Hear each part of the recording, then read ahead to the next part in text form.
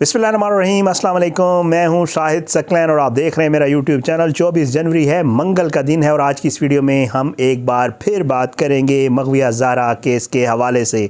ख़बर तो आप सुन चुके होंगे कि ज़हीर को एक बार फिर मुंह की खानी पड़ गई है। अदालत में दी गई दरख्वास्त मुंह पे मार दी गई है, मुस्तरद कर दी गई है। मामलात क्या है, असल में कोर्ट में क्या हुआ, जिब्रान नासिर ने किस तरह इनकी बदनीयती बेनिकाब की और अपने पाँव पर ये दरख्वास्त देकर किस तरह ज़हीर ने कुल्हाड़ी मारी, आज की इस वीडियो में ज़रा इसके ऊपर आपको जो है आगाह करूँगा। बड़ा इंतज़ार हो रहा था। आपको याद होगा ज़हीर की तरफ से एक दरख्वास्त डाली गई थी जज साहब के ख़िलाफ़, ADJ 7 इलियास मेमन साहब के ख़िलाफ़, जिस कोर्ट ने इनका ट्रायल करना है।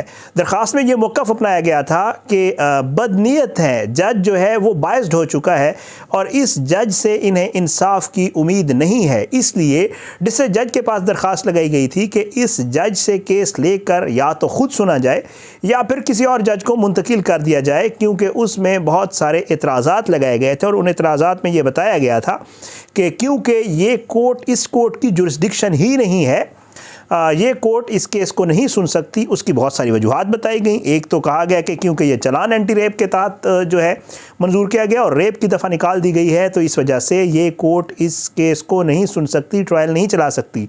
साथ साथ उस कोर्ट की अपने जो इख्तियारात थे उसके ऊपर भी जो है एतराज़ात किए गए ज़हीर के वकील की तरफ से, और कहा गया कि क्योंकि 8 दिसंबर को जो है जब इनकी दरख्वास्त एक चल रही थी और ज़हीर के वकील के एसोसिएट को बाकायदा तौर पर कोर्ट की तरफ से बाहर निकाला गया था, उस वजह से कहा गया कि जी ये सारा मामला जो है ये काले कोर्ट की बेहुरमती हुई है और इस वजह से जो है अब जज जो है वो बाकायदा तौर पे बायस्ड हो गया है, इसलिए जो है इस मामले को इधर ही रोक दिया जाए और किसी और कोर्ट को मुंतकिल कर दिया जाए। लेकिन जिब्रान नासिर ने दलाइल दिया और जिब्रान नासिर ने वाज़ेह तौर पे कोर्ट को बताया कि जी ये कोर्ट जो है ये कोर्ट 3 किस्म के किरदार अदा कर सकती है। एक तो ये आम कोर्ट है, दूसरा ये जेंडर बेस्ड वायलेंस कोर्ट भी है जो इलियास मेमन साहब वाली है, और तीसरा जो है ये एंटी रेप केस भी है, एंटी रेप कोर्ट भी है। इसलिए ये कोर्ट पूरा जो है वो अख्तियार रखती है कि वो इनका केस सुने। बहरहाल जिब्रान नासिर साहब ने वाज़ेह तौर पे बताया कि जी ये लोग महज इधर उधर जो दरख्वास्तें लगा रहे हैं वो इस मामले को लटकाने के लिए लगा रहे हैं और इनकी टोटल जितनी भी कोशिश है, जितनी भी ये एक सही कर रहे हैं, वो सिर्फ़ और सिर्फ बदनीयती पर मबनी है। इसलिए उन्होंने डिस्ट्रिक्ट जज साहब से इस्तदा की, जिब्रान नासिर साहब ने, कि इनकी ये दरख्वास्त जो है वो ख़ारिज की जाए। बहरहाल आज एक शॉर्ट आर्डर आया और उस शॉर्ट आर्डर में बाकायदा तौर पर इनकी जो दरख्वास्त थी उसको कोर्ट ने मुस्तरद कर दिया, ख़ारिज कर दिया और कहा कि यही कोर्ट जो है वो इस केस का ट्रायल करेगी और जो दरख्वास्त दी गई है वो ख़ारिज की जाती है। लेकिन मसला एक और हो गया है। वो क्या है? वो ये है कि इन्होंने दरख्वास्त तो दे दी, अब ये फंस गए हैं। फंस किस तरह गए हैं कि केस जो है अगर वो चलता है तो भी इनका नुकसान है। अगर इनके पास है, एक ज़ाहिर बात है, हम आपको बारहा बताते रहते हैं कि जी एक फ़ोरम इसके बाद, बल्कि इनको पहले ही उसी फ़ोरम से रजू करना चाहिए था, क्योंकि अगर आपने केस मुंतकिल करवाना हो एक जगह से दूसरी जगह, एक डिस्ट्रिक्ट से दूसरे डिस्ट्रिक्ट होता है और उसके लिए हाई कोर्ट प्रॉपर फॉर्म है, लेकिन ये वहाँ पर नहीं गए थे। इस डिस्ट्रिक्ट में सिर्फ यही कोर्ट है इलियास मेमन साहब वाली जो कि बाकायदा तौर पे जेंडर बेस्ड वायलेंस कोर्ट है, और इस तरह के सारे केसेस जैसे हम आपको बारहा बताते हैं कि इस्लामाबाद में आल्दो वो कोई स्पेशल कोर्ट नहीं होती, लेकिन उसको एक कोर्ट बना दिया जाता है और क्योंकि वो जज जो होता है वो बाकायदा ट्रेनिंग करके आया होता है इस किस्म के केसेस को डील करने की। जैसे हमारे इस्लामाबाद में हम आपको बारहा बताते हैं नूर मुकद्दम का केस या दूसरे जितने केसेस हुए जेंडर बेस्ड वायलेंस केस, वो सिर्फ अतार अबानी साहब सुनते थे।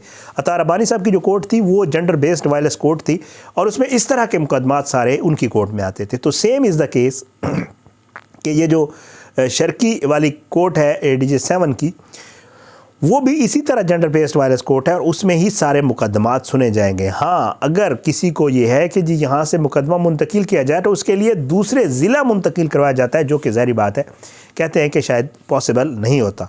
तो इस वजह से आज बाकायदा तौर पे जज साहब ने इनकी ये दरख्वास्त मुस्तरद कर दी। अब अगर ये अगला फ़ोरम भी इस्तेमाल करते हैं, ये इनके पास एक फ़ोरम ज़रूर मौजूद है, लेकिन उसमें भी इनको इशू होगा। इशू क्या होगा? इशू ये होगा कि اگر یہ ان معاملات کو چلاتے ہیں تو ٹرائل شروع ہو جائے گا. ٹرائل شروع ہوگا تو ظاہر ہے ان کا ٹائم جو ہے وہ قریب آنا شروع ہو جائے گا. ان کی جو والدہ ہیں یعنی نور منیر وہ بھی جو ہے ٹرائل کورٹ میں پیش ہوئیں اور ان کا معاملہ بھی محض اس وجہ سے لٹکا ہوا تھا کہ ڈیسائیڈ نہیں ہو پا رہا تھا کہ کیا اسی کورٹ نے ٹرائل چلانا ہے یا نہیں چلانا ہے. ظہیر جو اس کیس کا مرکزی ملزم ہے اور شبیر جو اس کیس میں مرکزی کردار ضرور ہے اور اس کے بھائی اپنے بھائی کے ساتھ جو ہے وہ اس کیس میں ملوث ہے، ان لوگوں کا بھی ٹرائل اسی کورٹ نے چلانا ہے. اب کیونکہ فیصلہ آ گیا ہے، اب ٹرائل کورٹ کیس چلائے گی اور اس میں پروسیس آگے بڑھے گا. جو ہی پروسیس آگے بڑھے گا تو آج نہیں تو کل کچھ دن کے بعد ظاہری بات ہے اس کا ایک ڈیسیجن آئے گا اور وہ ڈیسیجن سزا کی صورت میں ہی ہوگا ظاہر ہے، کیونکہ جو معاملات ہیں جو چیزیں سامنے آ چکی ہیں ان کو سزا سے کوئی نہیں بچا سکتا. اگر تو یہ اس معاملے کو چلنے دیتے ہیں، اگلے فورم کے اوپر اس کو چیلنج نہیں کرتے تو پھر ان کے لیے سزا کی صورت میں جو ہے وہ چیزیں موجود ہیں وہ ہو سکتی ہیں. اور اگر یہ اس کیس کو نہیں چلنے دیتے اور لٹکاتے ہیں اور وہیں پہ ہی مطلب کہتے ہیں کہ کہیں اور درخواست دے دیتے ہیں جیسے یہ پہلے کر رہے ہیں، کوشش ہے اپریل سے یہ معاملہ شروع ہوا، ایک اور اپریل آنے والا ہے، سال ہونے کے قریب ہے، ان کی کوشش ہے. انہوں نے وکیل میں آپ کو بارہا اپنی ویڈیوز میں کہتا ہوں کہ اس لیے کیے ہوئے کہ وہ کیس چلائے نہیں بلکہ کیس لٹکائیں، ان کی یہ کوشش ہے. اگر یہ وہ والا معاملہ اس کیس میں کرتے ہیں اور اس درخواست کو آگے لے کر جاتے ہیں، یہ جو منتقل کرنے والی درخواست ہے، تو پھر ادھر ایک اور مسئلہ بھی ہے، وہ یہ ہے کہ یہ ہے پورے ٹبر سمیت جو ہے پورے خاندان سمیت کراچی میں موجود، والدہ بھی موجود ہیں، ظہیر کے اوپر بھی کیس ہے، شبیر کے اوپر بھی کیس ہے، یہ سارے وہاں پر موجود ہیں. اگر یہ اس کو جتنا لٹکائیں گے تو ان کو کراچی میں تو رہنا پڑ رہا ہے اور یہ کراچی رہیں گے، اب ان کو پکا کو بندوبست کرنا پڑے گا کراچی میں. اگر یہ اس کو جتنا لٹکاتے جائیں گے تو ان کو اتنا ہی ٹائم کراچی، کیونکہ دیکھیں کورٹ نے ان کو باؤنڈ کیا ہوا ہے کہ انہوں نے ہر پیشی پہ ہر حال میں ضرور پہنچنا ہے. تو بھائی اگر یہ اس کو لٹکاتے ہیں تو پھر ان کے لیے ایک مشکل یہ ضرور ہے کہ سب کچھ چھوڑ چھاڑ کے، لاہور سے چھوڑ چھاڑ کے ان کو کراچی شفٹ ہونا پڑے گا اور وہاں پر رہنا پڑے گا. اور وہاں پہ ظاہری بات ہے، آپ کو پتہ ہے کہ ایک جہاں بندہ کہیں بیسڈ ہوتا ہے، کہیں رہ رہا ہوتا ہے، اس کے وہاں پہ اپنے معاملات ہوتے ہیں اور وہ وہاں سے جب کسی بھی صورت میں کسی دوسرے شہر شفٹ کرتا ہے تو اس کو وہاں ایڈجسٹ ہونے میں اور دوسرے معاملات کرنے میں تھوڑا ٹائم لگتا ہے، جو کہ بڑا مشکل کام ہوتا ہے، آسان نہیں ہوتا. اس لیے اب ان کے لیے پریشانی جو ہے یہ آ پڑی ہے کہ کیس چلائیں یا لٹکائیں. پہلے تو لٹکاتے رہے سزا سے بچنے کے لیے، اب چلاتے بھی ہیں تو بھی ظاہری بات ہے معاملہ خراب ہے، اور اگر لٹکاتے ہیں تو بھی معاملہ خراب ہے. بہرحال آج کی دن میں بہت اچھا ڈیسیجن. ریٹن آرڈر ابھی نہیں آیا، کیونکہ ریٹن آرڈر آئے گا تو اس میں بڑی تفصیل لکھی ہوئی ہوگی کہ وہ کون سے جبران ناصر صاحب کے نکات تھے جن کے ساتھ عدالت نے اتفاق کیا ہے، اور وہ کون سے ظہیر کے وکیل کے نکات تھے، دلائل تھے جن کو باقاعدہ طور پہ کورٹ نے مسترد کیا ہے.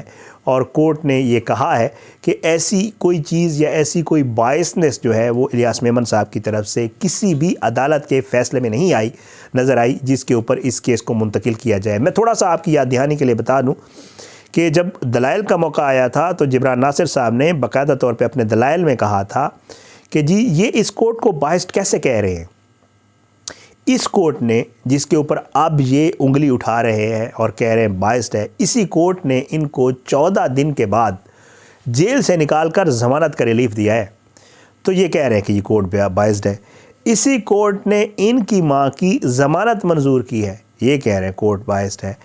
اسی کورٹ نے ان کے اس میں سے اپنا چالان میں سے ریپ کی دفعہ نکالی ہے، ایک تو کورٹ بائسڈ ہے. انہوں نے کہا جب ان کے حق میں فیصلے آتے ہیں، جب فیصلے ان کی فیور میں آتے ہیں تو یہ لوگ کہتے ہیں کہ جی کورٹ بہترین ہے، بڑی زبردست کام کر رہی ہے. بلکہ یہ صرف یہ نہیں کہتے، بلکہ ان کے جو سوشل میڈیا ونگ ہے جو رات کو بیٹھ کے پورا ایک پروگرام کرتے ہیں وہ بھی پھر کورٹ کی تعریفیں کرتے ہیں. لیکن کورٹ اگر ان کے خلاف کوئی ایک فیصلہ دے دے تو پھر نہ صرف یہ کورٹ کو تنقید کا نشانہ بناتے ہیں بلکہ اپنے سوشل میڈیا ونگ کو کہتے ہیں، وہ تو کہنا شروع کر دیتے ہیں کہ جج بک گئے ہیں، جج ملے ہوئے ہیں، جج پریشر کے انڈر ہیں. اور نہ صرف یہاں کے ججز کا کہتے ہیں بلکہ ہائی کورٹ اور سپریم کورٹ کے ججز کا بھی بیٹھ کے کہنا شروع کر دیتے ہیں. بلکہ ان کے وکیل صاحب نے بھی اس دن باقاعدہ دلائل دیتے ہوئے یہ کہا کہ یہ ہماری خوش قسمتی سمجھیں یا بدقسمتی سمجھیں کہ وہی بینچ بنا جس بینچ نے بچی کو لاہور سے کراچی لایا تھا، اسی بینچ نے بچی کو چائلڈ پروٹیکشن سے اپنے والدین کے پاس بھیج دیا. تو نہ صرف یہ بلکہ ان کے وکلاء بھی عدالت میں ہی عدالت پر سوالیہ نشان اٹھاتے ہیں اور کہتے ہیں کہ شاید ججز بھی مہدی کاظمی کے ساتھ ملے ہوئے ہیں۔ بہرحال آج یہ آیا فیصلہ جی، انشاءاللہ اس کی جو تفصیل مزید چیزیں سامنے آئیں گی آپ کی خدمت میں پیش کریں گے۔ بہرحال آج کی اس ویڈیو سے اتنا ہی، آنے والی کسی ویڈیو تک اجازت دیں، اپنی دعاؤں میں یاد رکھا کریں اللہ پاکستان کا حامی ناصر ہو، اس کے خلاف سازشیں کرنے والوں کو نیست و نابود کرے، ظالموں کو عبرت کا نشان بنائے، مظلوموں کو انصاف ملے۔ مجھے اجازت دیں، انشاءاللہ اگلی ویڈیو میں ملاقات ہوگی۔ پاکستان زندہ باد، اللہ حافظ۔